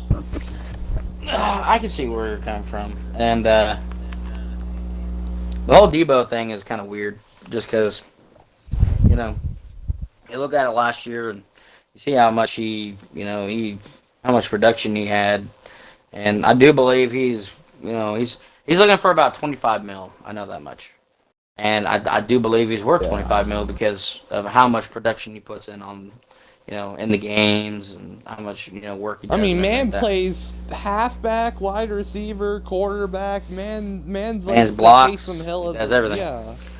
Man's Taysom Hill Yeah. basically at this point. I mean,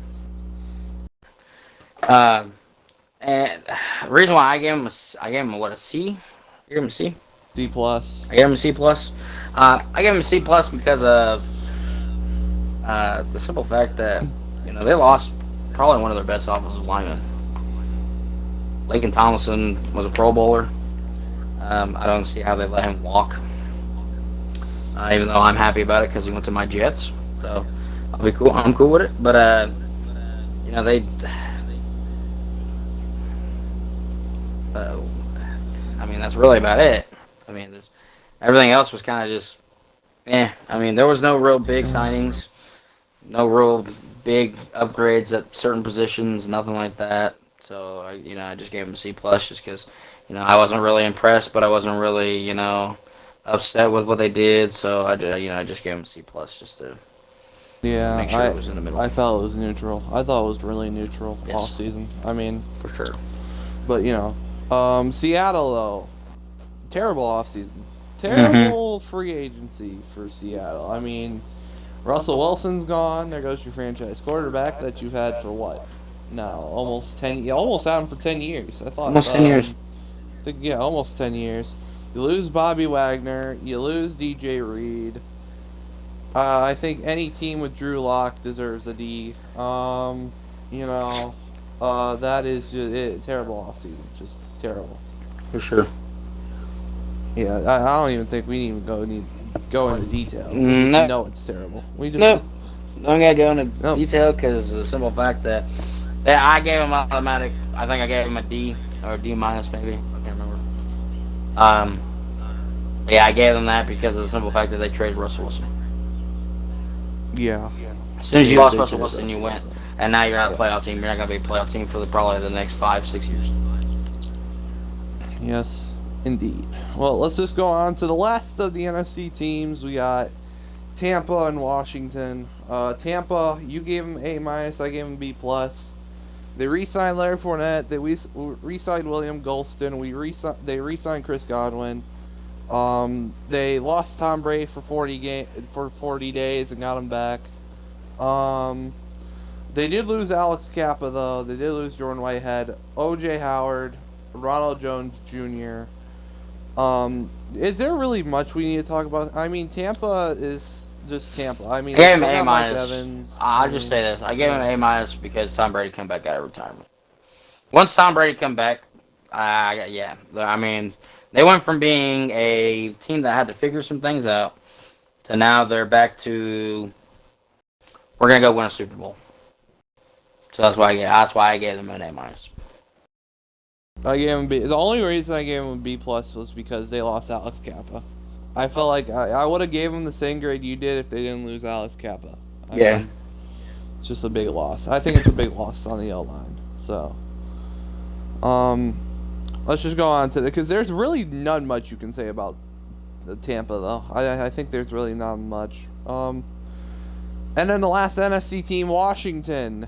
You gave them a C minus. I gave them a D plus. They added Carson Wentz, Andrew Norwell, re-signed J.D. McKissick. They did lose Brandon Sheriff, Matthew Ioannidis, and Ricky Seals-Jones. I think the biggest two things in free agency for Washington was the loss of Sheriff, but the addition of Wentz. I don't know what to really say about Washington. I mean, Carson Wentz is better than I think Taylor Heineke and because I think that's currently their starts. Fitzpatrick's on free agency. He's out in free agency right now. So, but I think Wentz is definitely better than Heineke. But Brandon Sheriff was hands down their best offensive lineman, and he just walked to go get big time money at Jacksonville. Yeah, for sure. I don't see how. Again, Another team that has struggles with offensive line, who let their best offensive lineman walk and did not try to re-sign him at all. Uh, I just don't see it. I don't understand it. I don't think I ever will. But I'm gonna be honest with you. I think Heineke's better. Heineke's better than Wentz in my opinion. Little hot Um, take. All right, first episode, we're taking hot takes right now. I think he. I think he makes better decisions. I think he throws a better ball.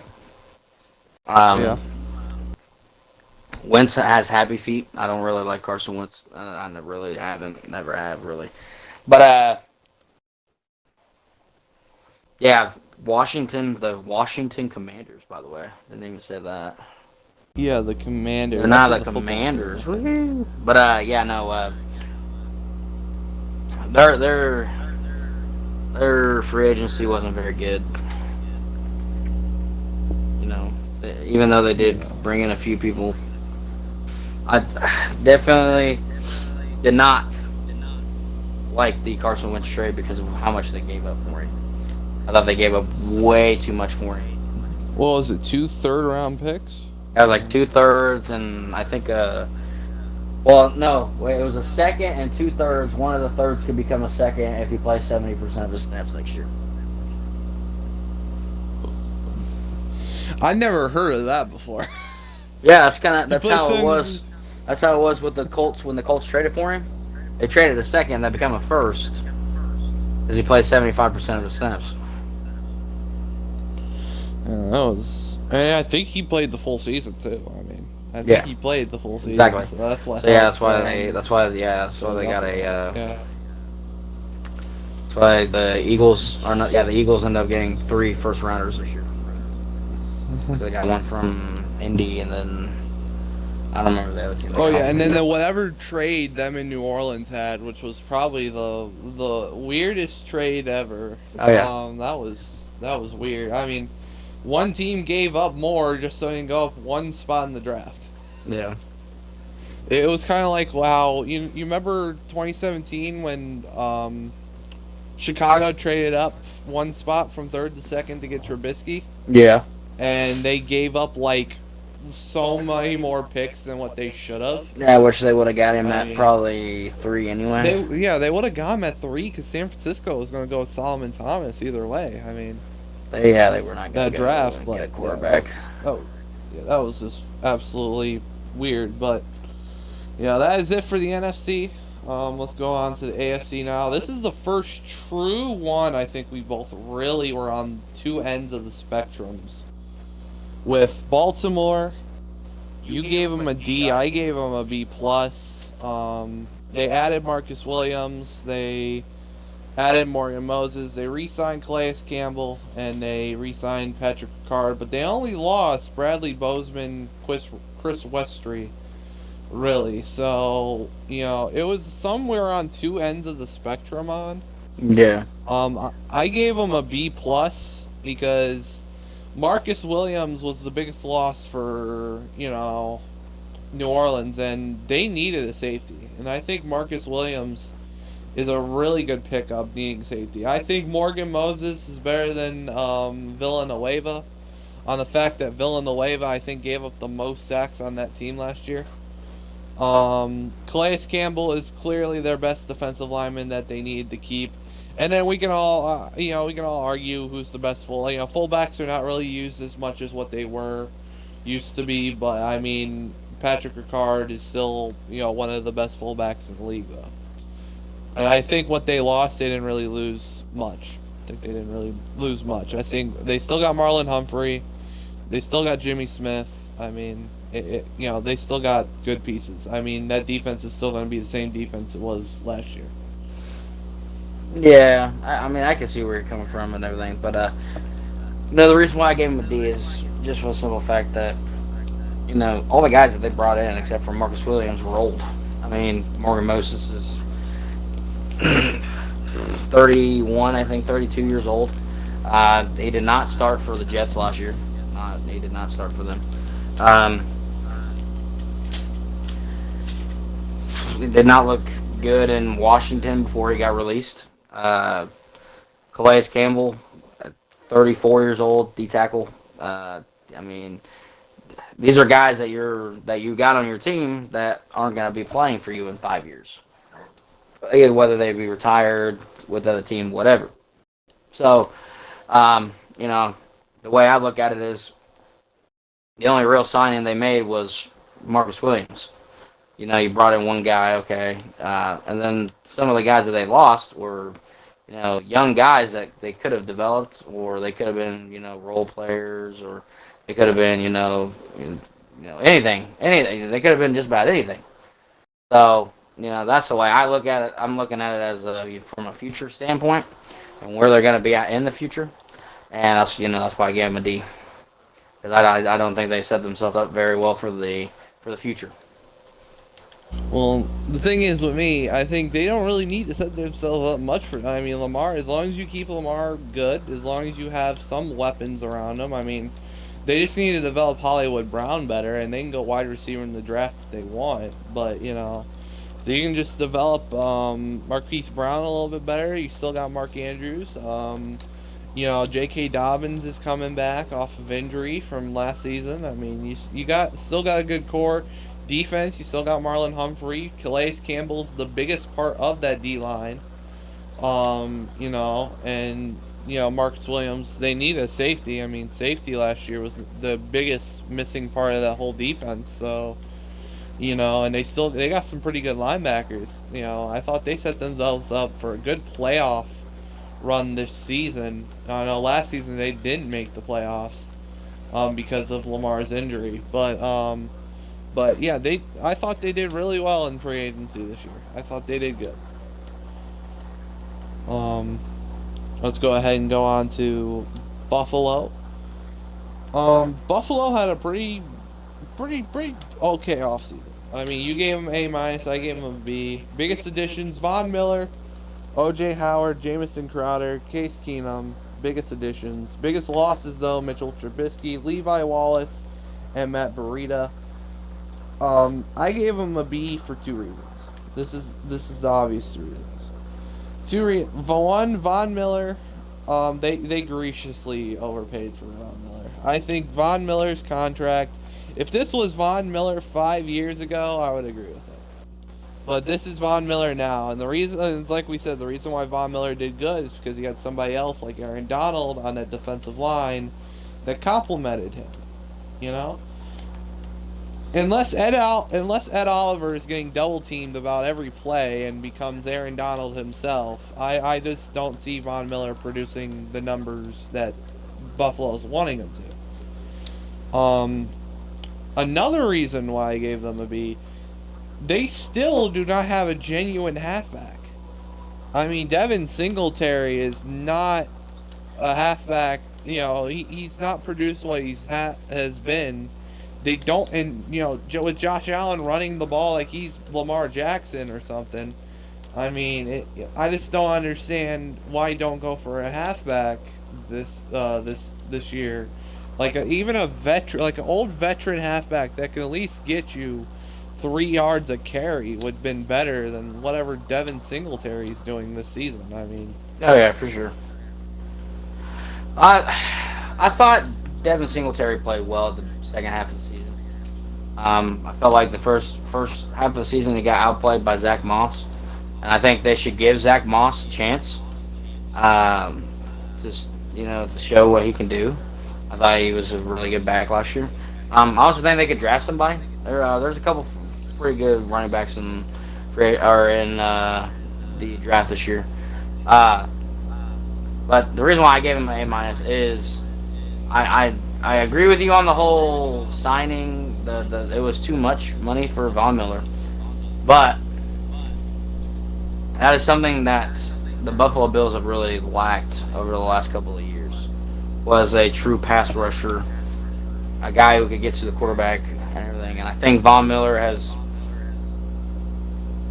kind of rekindled that about him and everything, and with that being from last year and everything.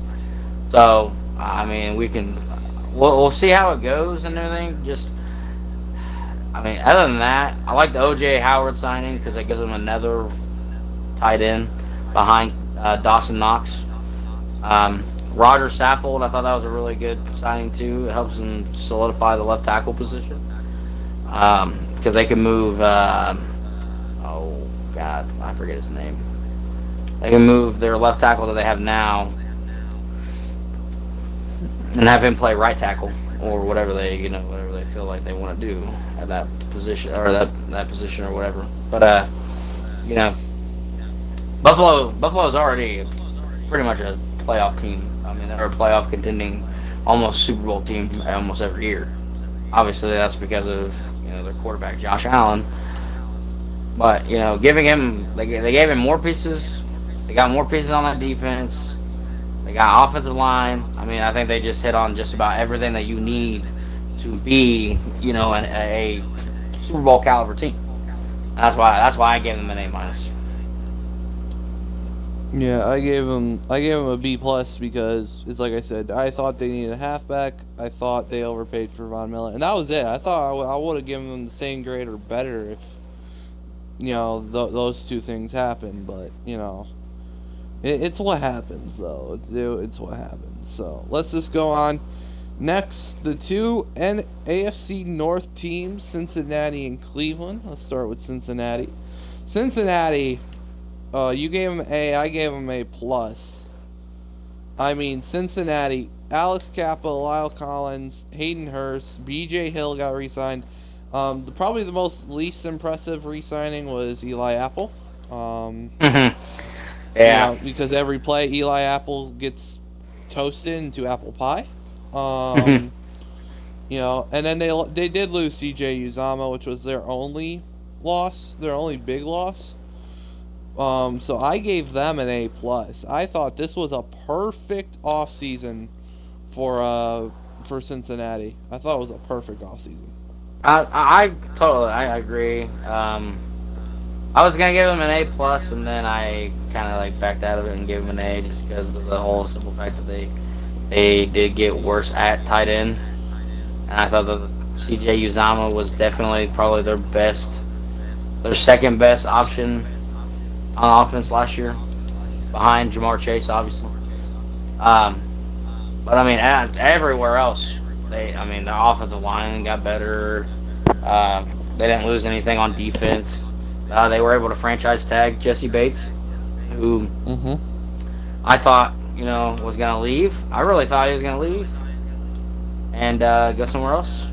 They were able to franchise tag him. Hopefully, they can get him to a big deal because he is probably one of the better safeties in the league. So, but I gave him an A. Probably too low of a grade.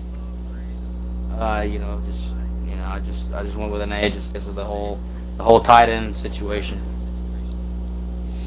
Yes, indeed. And then Cleveland, you gave him an A, I gave him a B plus. Cleveland, for the last couple free agencies, have been probably one of the most talked about teams in the league. I mean, they got Amari Cooper, they got Deshaun Watson now, Jakeem Grant, they got Jacoby Brissett, re-signed Rodney Harrison, franchise tag David Njoku. They did lose Austin Hooper, Andy Janovich, Rashard Higgins, J.C. Treader, and Jarvis Landry. I think right now, the biggest question is the Baker Mayfield situation right now. When will he get traded? Where will he get traded? Will he even be traded? Is he going to get released? You don't know right now, and that's probably the biggest factor now in Cleveland. I agree. I gave him an A. Minus, or it was an A, I can't remember. It was A. But I gave him an A just for the simple fact that the whole Deshaun Watson, getting Deshaun Watson, through about a week, everybody thought that it was going to be between Carolina, Atlanta, and the Saints were the three teams. Cleveland wasn't even talked about. They had, they were a little bit towards the end of the week and everything like that, but getting Amari Cooper were too big. Were like that was huge. Uh, then get it. I mean, the only problem I had with Cleveland's offseason so far is you lost your best offensive lineman, you lost a solid wide receiver, and if you don't re-sign him, you lose probably your second best pass rusher, and obviously Jadeveon Clowney. So, you know, with that being said, I mean, I really definitely think that getting 2 stars makes you have an A off season so far. But if you can get Jadeveon Clowney back, and you guys can somehow find a way to get either OBJ or Jarvis Landry to come back, then I mean, you guys could definitely end up having an A+ off season in my opinion. Yeah, well, I gave him a B+ because only because of the couldn't keep Landry, couldn't keep Treader. I didn't like seeing Treader go, but I guess Treader was released just to open up the cap for Watson to come in. So the thing was, and this is what surprised me the most about the Deshaun Watson thing, is that he got a bigger bag than what he was going to get with Houston. He was already getting 84 with Houston. He was already getting 84 million with the contract at Houston. Yeah. Then Cleveland just swoops in and just sweetens the deal and makes him basically the highest paid quarterback, one of the highest paid quarterbacks in the league.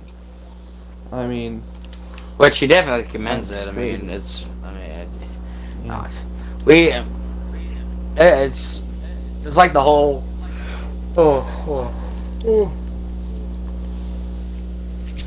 it's like the whole Russell Wilson situation. Yeah. Without Russell Wilson, the Seahawks are pretty much nothing. I mean, they did not win very many games last year at all without Russ, obviously. You know, Russell Wilson. But I feel like if Cleveland had to make that deal before Watson said, yeah, okay, well, I'll come to Cleveland. Like that deal had to have been in the works during the trade negotiation process, because we all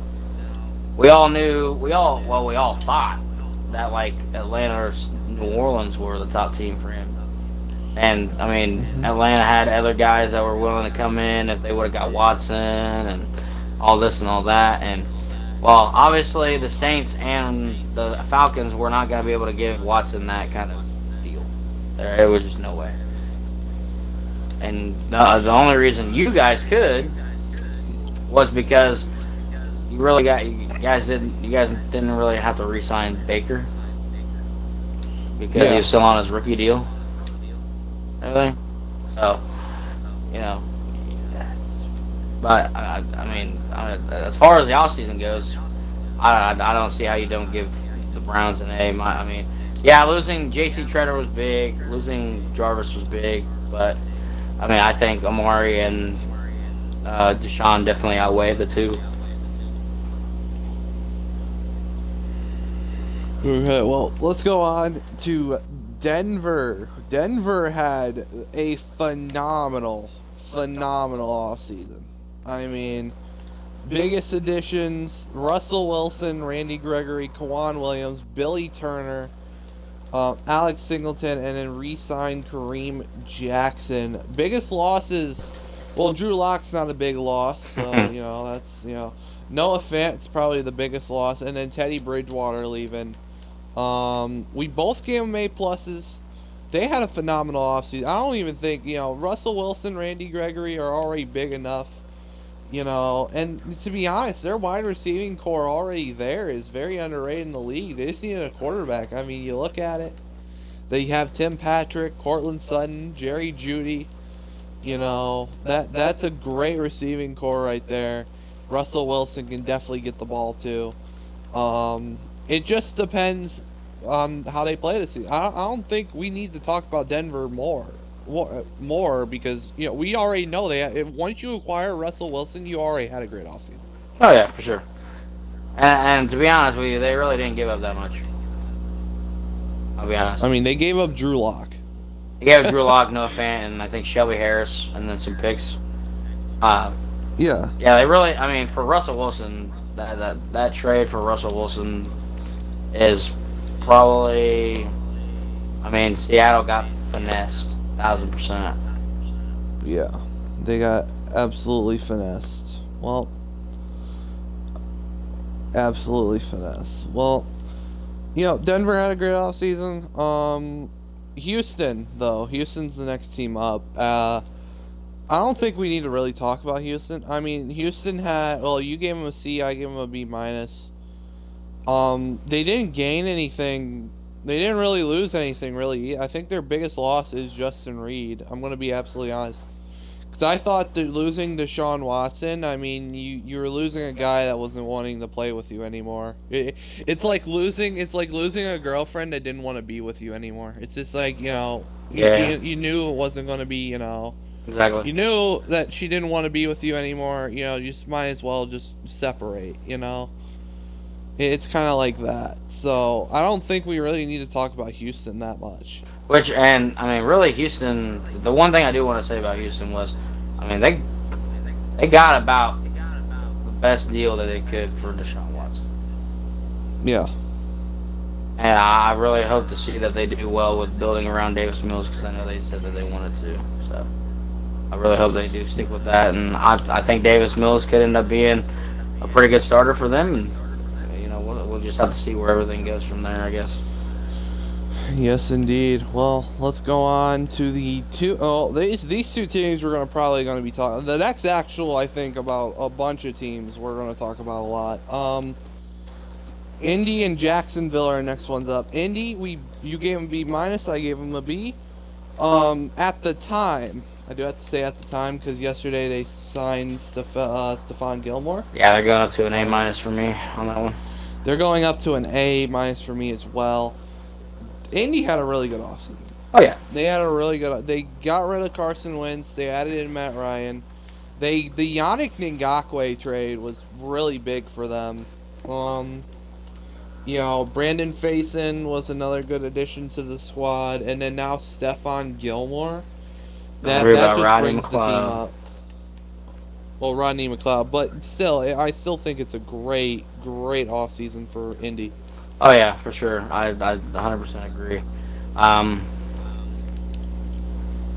I think everything that they did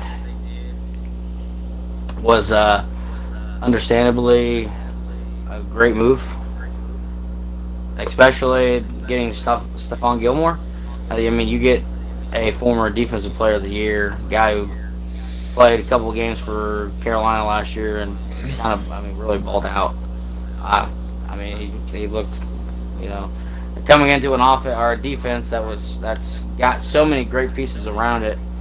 You're just adding, another Pro Bowl, another All Pro player to it. So, I think Indy made a great choice in signing him. I think they got him for a very fair price. I don't think that they overpaid for him. And other than that, there's not really much else to talk about him. Talk about anybody really. I mean, just the Colts. Yeah. Colts are really normally kind of, quiet in free agency until until they can make a splash and everything. They're really not the first guys to go out and sign, big names or whatever, everything. But they're always somebody to watch out for because they do have, some. Yeah. They are a young team as well. Obviously, minus now Matt Ryan at quarterback, but they're still young and they got a lot of good things to look forward to in the future. I think for sure. Yes, indeed. And then let's go to Jacksonville. Jacksonville had, let's just say, Jacksonville, I think, threw money in the air because, oh my God, they got a lot of people and they spent a lot of money on. You gave them A minus, I gave them a B. They got some additions this year. Oh yeah, for Definitely. sure, for sure. I just say this: I gave them A minus because they addressed everything that they needed. Um, they got themselves um, a good option at wide receiver. They got him solid right guard. They got a run stopper on the defensive line. They got a hell of a linebacker and Forsyth Luacum. I mean, it's just it's hard to not think that they got an A, or at least an A minus. Um, I do agree that they overspent on some guys like Christian Kirk. I think they gave him way bigger contract than probably what he should have got. But you know, some teams gotta overpay because they won't. A lot of guys won't come to play for them because of the whole simple fact that they don't have a winning culture, stuff like that. That takes it in place for a lot of guys signing with teams, everything. So, uh, that's why I gave him an A. I gave him an A just because of the whole simple fact that they did everything that they needed to do in free agency. Yeah, definitely, indeed. I gave him a B. You gave him A minus. I gave him a B only because they way overspent on Christian Kirk. That was a overspend and a half for me. I mean, 71 million. He's making basically 20 some million a year, which puts him top 5 in the highest paid receivers in the league. They did get Forsyth Luacon, which is a good pickup. Brandon Sheriff's a great pickup. They got Darius Williams, which is going to help the secondary. I mean, it was very good pickup, but it was just way overpaid on Christian Kirk. I agree. Yeah, definitely, indeed. Let's go on to Kansas City. Kansas City, you gave them a C minus. I gave them a C. They added Justin Reed, Juju Smith-Schuster, Marquez Valdes-Scantling, Derek Nottie, Ronald Jones Jr., but they did lose Travarius Ward, Tyreek Hill, Byron Pringle, well, not Daniel Sorensen, that's not much of a loss, Marcus Robinson, and Tyrann Mathieu. The Chiefs, man. Chiefs are a difficult team. I think. I hope to. I don't think they're gonna be okay. I really don't. I don't see them being the same team that they were just because of everything that they lost. Like they lost so much. Offensively and defensively. I mean, they lost easily their best wideout. And Tyreek Hill. And with him being gone, like, is Kelsey gonna be what he is? Because of the whole simple fact that he like Tyreek commands so much respect or like attention. You know what I mean? And yeah. So what did I give him? I gave him a C or a D. I can't remember. You gave him a C minus. I gave him a C. Okay, I gave him a C minus. Yeah. I think they just lost way too much. Yeah, I think they lost way too much. I don't think Juju. Like I say, Juju's not number one. I'm sorry. Pittsburgh tried to make him a number one when Antonio Brown left, but he's just not number one. He's just not. So I would have to agree. But let's go Vegas. Vegas, you gave them A, I gave them A plus. Of course, they got Chandler Jones, they got Devontae Adams. Derek Carr re-signed with them, which is a great re-sign. They got Bile Nichols and Anthony Everett. They lost Zay Jones, Yannick Ngakoue, Marcus Mariota, and Casey Hayward. I thought they had a perfect offseason. Yeah. I mean, I can agree with you. I just didn't want to give him an A plus just because, there were a few spots that I felt like they kind of it didn't get better at, and that was obviously corner with the loss of Casey Hayward. I don't really know how their corners are going to be after that. That's kind of why I gave them an A and not an A plus. But I mean, other than that, everything else was flawless. Chandler Jones was very big for them. uh, just their whole offseason was their whole offseason so far has been really really good, I think. And it's just it's another one of them AFC West teams that have went out and really built something, and it's going to be really fun to watch them next year, I think, and to see how all that gels together. They got a new head coach and Josh McDaniels. I really think he could bring a good culture in there, and all the players are really going to buy into it, I think.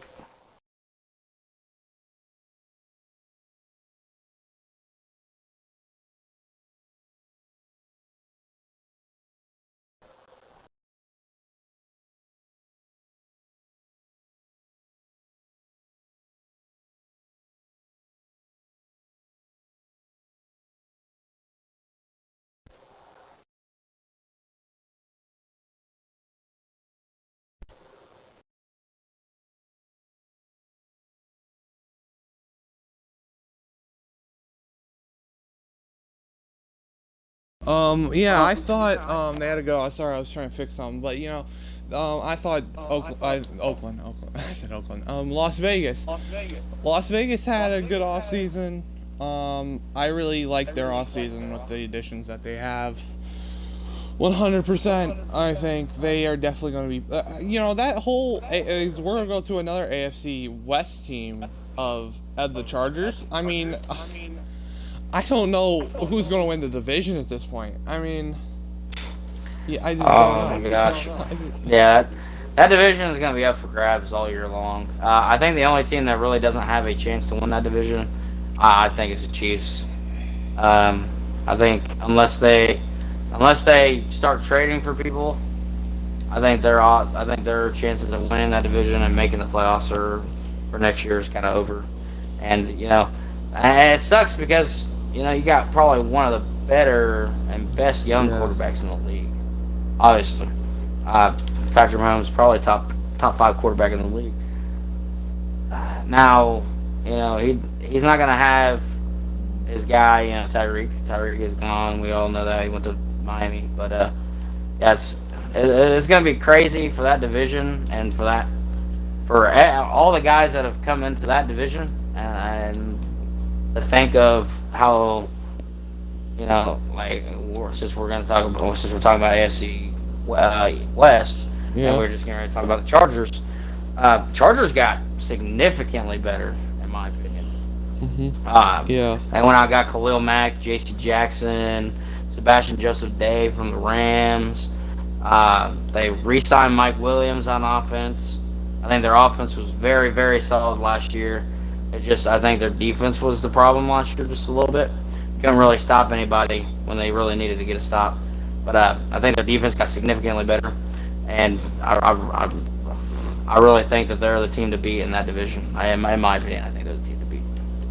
Yeah, I think they're definitely. You went out your way to give them A++. I mean, that's a good grade. I gave them an A+. I thought they had a perfect offseason. They needed defense, and J.C. Jackson's a great addition with Sebastian Joseph Day, Khalil Mack, Troy Reader. I mean, you're looking at Sebastian Joseph Day and Khalil Mack, and and I don't know if anybody's mentioned, but we kind of forget Joey Bosa's on that line. And Joey Bosa is going to have some people that he's going to have a lot of fun tearing the offensive line up. So. But I thought they had a good offseason. Miami was the next team up. Had a great offseason. What? A+. I'm saying this right. They got Tyreek Hill, Teron Armstead, Cedric Wilson, Connor Williams, Reem Mostert, Teddy Bridgewater, Chase Edmonds. Only lost Jacoby Brissett, Duke Johnson, and Justin Coleman. There's no excuse this year. Tua has no excuse this year. If he fails, he's got a lot of targets. He's got Tyreek Hill. I think the possibility of Will Fuller coming back to the Dolphins. Don't know yet. Jalen Waddle, Mike Gesicki. 2 of the fastest men in the league. Yeah. He got 2 of the fastest guys in the league. And not to mention, they also have a new head coach. Yeah. So this is another team who's got a new head coach. Yeah. And, Tua's had a problem with turning the ball over, which everybody gave him the nickname Tua turn the ball over. But uh, you gotta think at some point if he can't get it together, they might go to fucking Teddy Bridgewater. Might go to Teddy Bridgewater. You think? Yeah, but At this that point, year there's no excuses. In my opinion, there's no excuses anymore. shouldn't be. If there shouldn't be, if the Dolphins do not make the playoffs, which they have been close, they have been very close to making the playoffs in both seasons, both the last couple seasons. If they don't make the playoffs this season, Tua's got to go. In my opinion, Tua's got to go. I mean, You just draft another quarterback after that, or you go with Teddy? I don't know. Well, Teddy, I think try out Teddy. I would try out Teddy. If Tua's not doing well, just try out Teddy. Teddy's a solid Like he reminds me of a not Philip Rivers, but another old guy. That's old guy. Ryan Fitzpatrick. He reminds me of a Ryan Fitzpatrick. He can be solid on a team. And then Teddy can have moments where it looks like, why do we have him on the team to begin with? You're not wrong. But Teddy can really be productive, like Fitzmagic can be productive. I agree. So, but perfect offseason though for Miami. I like everything that they did. Now, next two teams, we only got 4 teams left. Dallas, you gave New England a D. I gave them a D. New England, I don't even want to talk about them. I don't want to talk about New England. Yeah, just move. New England just refuses to pay anybody. So they just don't want to. They just don't want to pay for nobody and just let everybody walk. Yeah, that's why they lost J.C. Jackson. They also lost Shaq Mason, which I thought was a big loss as well. I mean, yeah. Let's go to your team, New York. Your New York Jets. Lincoln Tomlinson, DJ Reed, CJ Uzama, Jordan Whitehead, Solomon Thomas, Greg Zuerlein as additions. Only lost Marcus May, Morgan Moses. Hold my beer here. Foley, Fasukai. Hold on. You might want to give me my beer back. Wait. Listen. This is how it says. It's Foley. Fatukasi. That's a 2? Hold Fatukasi. Fatukasi. Does not have Fatukasi. Foley Fatukasi. Takasi. Oh my god. It's Takashi 6'9". Okay, well, hold on. We'll just go on. Jamison Crowder. Okay, that was their biggest losses. Okay. Yeah, this was a great offseason for the Jets. Jets had an amazing offseason. Yeah, you gave him a little higher grade than I did. I gave him an A+. You gave him an A-. I did. And the reason why is we did lose Foley. Foley was big-time run stopper for us. He could come in and play outside, inside. Mm-hmm. Just pretty much do whatever he wanted. And, losing him was big hit to our defense. Now, again, in the draft, so many good defensive linemen in the draft. You draft somebody to take his place, whatever. That could definitely be the case. But as of right now, in the free agency, I gave him an A-.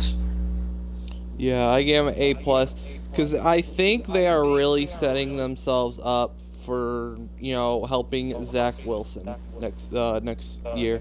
It's like I said, Lincoln Tomlinson gets added to our O-line with Elijah Vera Tucker and Mekhi Becton. DJ Reed, I think, is a good replacement for Foley. I'm just going to call him Foley. I can't say Fatukasi. Wait, you do know DJ Reed's a cornerback, right? Not a D lineman. Oh, I thought we were talking about D lineman DJ Reed. Okay, there's another DJ Reed. I think I'm thinking of another Reed. My bad. But DJ Reed is good in the secondary. Then CJ Uzama was a big pickup. It's a weapon for Mr. Zach Wilson.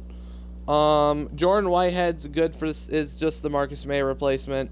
Solomon Thomas is the Foley replacement, and then Greg Zuerlein's one of the kickers in the league. I'm not going to say he's the best kicker in the league anymore, but I've seen him miss some pretty clutch kicks. But still, I think he's a solid pickup.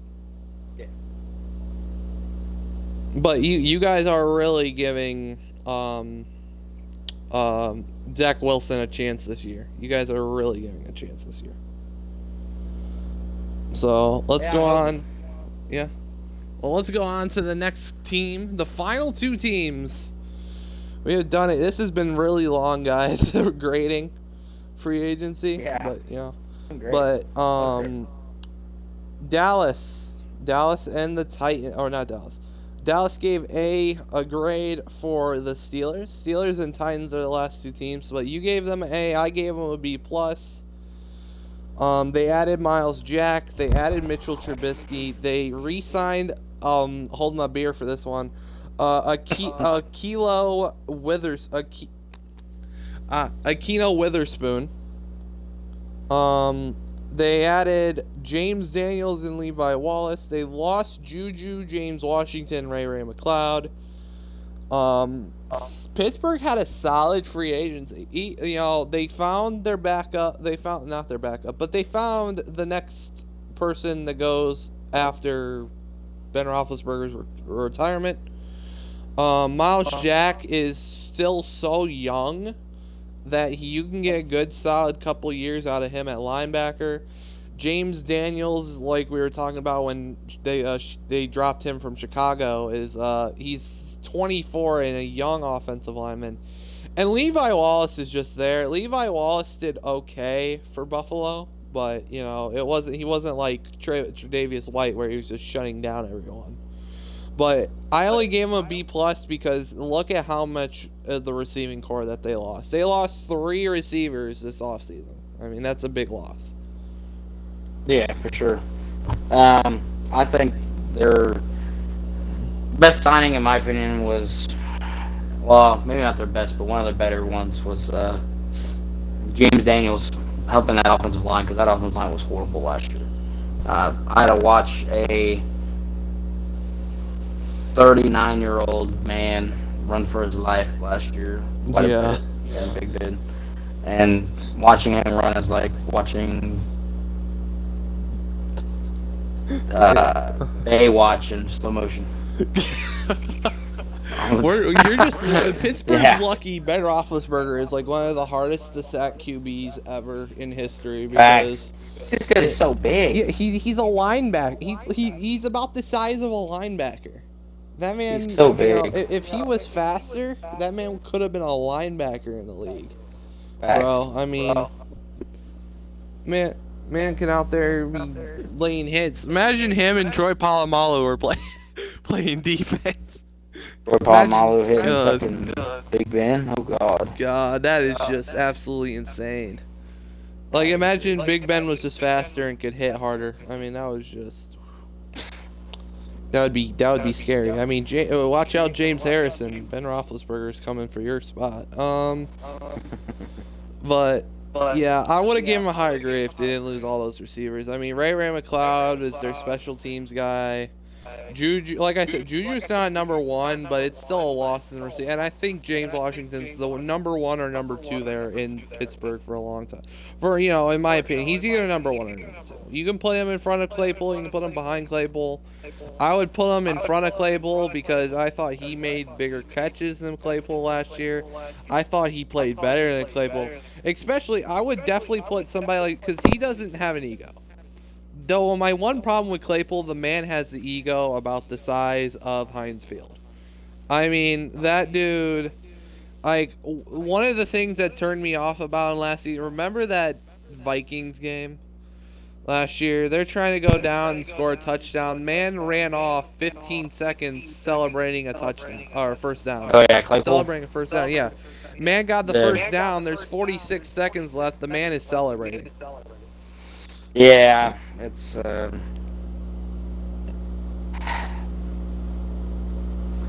cultural thing in Pittsburgh. Apparently, yeah. Well, they just got rid of Juju. The only thing about Juju is going to Kansas City is how many TikToks him and Jackson Mahomes are gonna do. Oh my God, for sure.